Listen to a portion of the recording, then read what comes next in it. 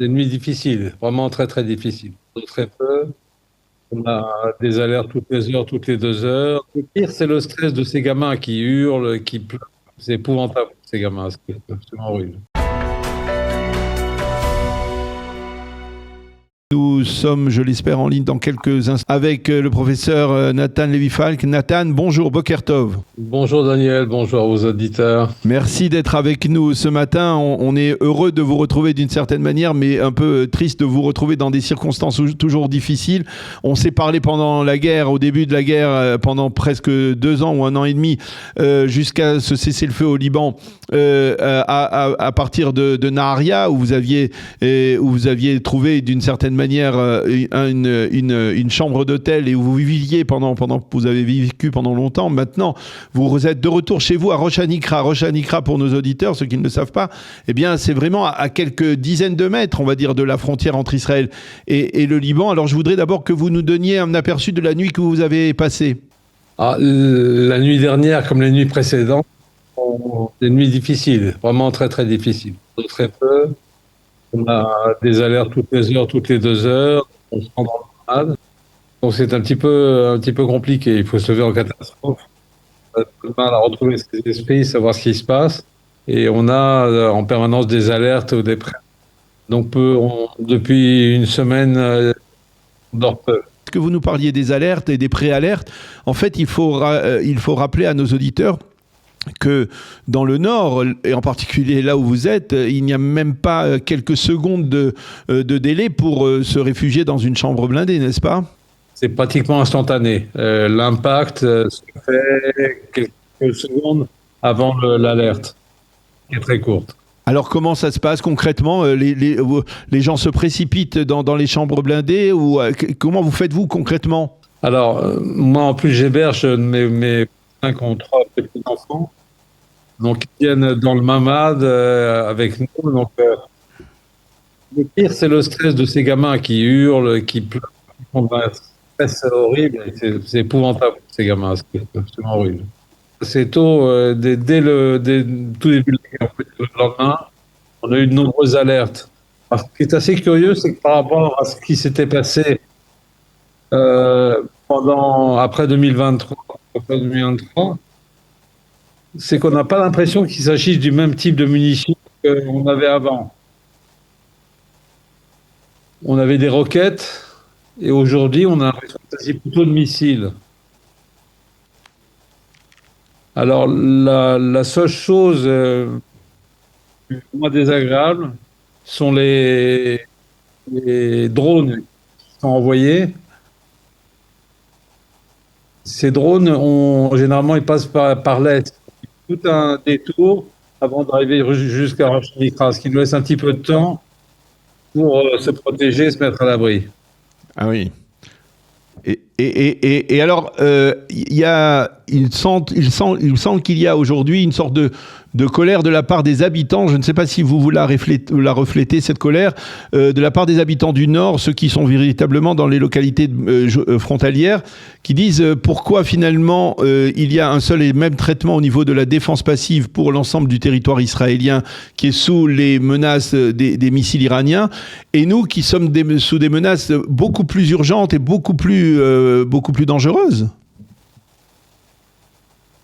Non, alors je ne partage pas du tout cette colère. Ce que je veux dire, c'est que au bruit des missiles et des éléments sécuritaires qui se passent le long de la frontière, on a les avions en permanence qui passent au-dessus de la maison.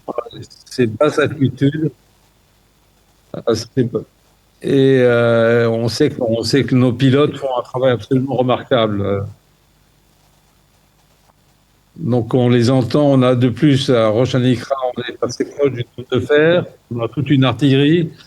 En fait, on est un peu pris en sandwich entre la riposte italienne et les attaques libanaises.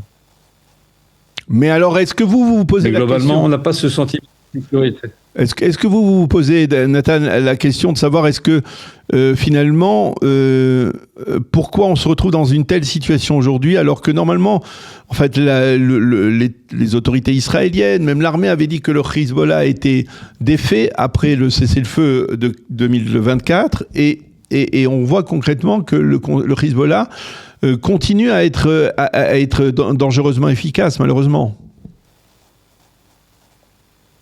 Il a été en grande partie défait, ça c'est clair. Mais c'est ce que j'avais dit à i24 News il y a quelques mois. Malgré le travail exceptionnel de nos soldats sur le sol et le travail de l'aviation et des renseignements, l'Iran a continué à réalimenter le Hezbollah en finance et en matériel militaire. Ce qui fait que le danger est revenu, c'est évident.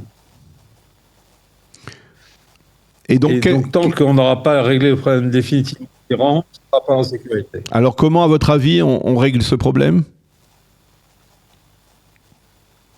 Eh bien, on va commencer par dire un grand merci à Bibi, le président Donald Trump, d'avoir initié cette guerre Iran et de nettoyer le terrain, ce qui permettra, j'espère, à la population iranienne de reprendre les rênes de son destin et de son pouvoir sur place. Et ensuite, je pense que les choses iront beaucoup mieux. Pour vous faites un lien direct entre la chute du régime à Téhéran et, on va dire, une sorte de neutralisation du Hezbollah.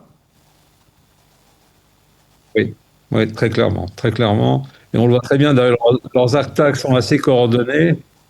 L'Iran balaye plutôt le centre du pays, un peu le nord, mais le Hezbollah balaye le nord avec ses missiles et ses drones en permanence. On voit qu'il y a une certaine forme de coordination entre les deux structures. Et là-dessus, il faut rajouter qu'il y a aussi des menaces iraniennes. Vous avez été, par exemple, dans une chambre blindée à la suite d'une menace iranienne ces dernières 24 heures, on va dire ? Ces dernières 24 heures, non, mais il y a quelques jours, oui. Alors concrètement, aujourd'hui, est-ce que vous soutenez la décision du gouvernement de maintenir la population dans les localités, de ne pas évacuer ces localités comme cela avait été le cas au lendemain du 7 octobre ? Oui, alors ça c'est une très bonne question. Le maintien de la population frontière, moi je suis à peine à 100 mètres de la frontière, donc je vois bien ce qui se passe de l'autre côté. Le problème, c'est qu'aujourd'hui, le risque d'infiltration et d'invasion est très, très limité. Ce qu'on craignait en octobre 2023, c'était ce qui était déjà programmé, c'est l'invasion d'Israël au nord, avec une activité qui est proche de celle qui s'est passée dans le sud. Donc à ce stade-là, ici en Israël, au nord du pays, le risque me paraît très limité. Et le fait de rester ici est risqué, mais je ne sais pas si c'est beaucoup plus risqué que d'être à Tel Aviv sous les roquettes et les missiles. Vous, à Rosh Hanikra ou dans la région, vous avez le sentiment qu'il y a une présence accrue des forces de Tsahal, peut-être des unités qui se préparent à rentrer à l'intérieur du Sud-Liban ? On en a vu beaucoup, on les voit un peu moins maintenant. Je pense qu'ils sont prêts sur leur déplacement. Mais on sait qu'ils sont là. Eh bien, professeur, et dernière question, puisque vous êtes aussi vous-même professeur à l'hôpital de Naharia, comment l'hôpital réagit dans ces circonstances ? Est-ce qu'il est rentré en état d'urgence, comme cela avait été le cas au moment de la guerre, c'est-à-dire avec le déplacement des malades dans les sous-sols ? Oui, ça a été fait très, très rapidement. C'est le cas depuis une dizaine de jours d'ailleurs. Les malades qui étaient évacuables ont été chez eux et les autres ont été placés dans le sous-sol, qui était un sous-sol qui est assez bien blindé et bien protégé. Mais l'hôpital hier a été impacté par des missiles. Donc, encore à l'hôpital, je ne sais pas ce qui se passe, mais je vais aller voir ça tout à l'heure. Bien, professeur Nathan Lévy-Falk, merci beaucoup d'avoir accepté de répondre à nos questions. On ne peut que vous souhaiter d'aller vous reposer et de passer une journée plus sereine que la nuit dernière. Merci d'avoir accepté de répondre à nos questions. Bonne continuation et à bientôt. Protégez-vous bien là-bas. Merci à vous aussi.